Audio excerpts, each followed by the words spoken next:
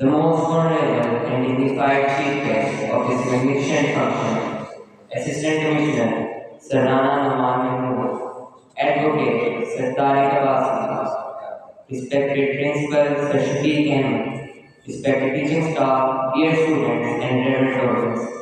Assalamu alaikum and welcome on this memorable event on 25th December. But this Holy Quran is the sacred book of Muslims and foundation of Islam. It is the last divine scripture revealed to Prophet Hazrat Muhammad sallallahu alaihi wasallam. So, for recitation of Holy Quran, I would like to call Hafiz Shahid to come on the stage and recite few verses of the Holy Quran.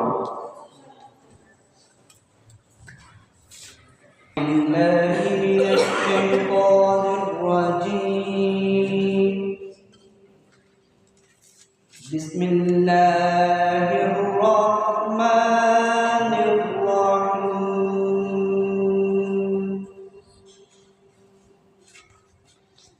هو الله الذي لا إله إلا هو عالم الغيب والشهادة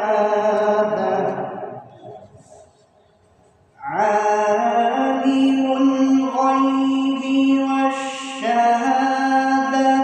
هو الرحمن الرحيم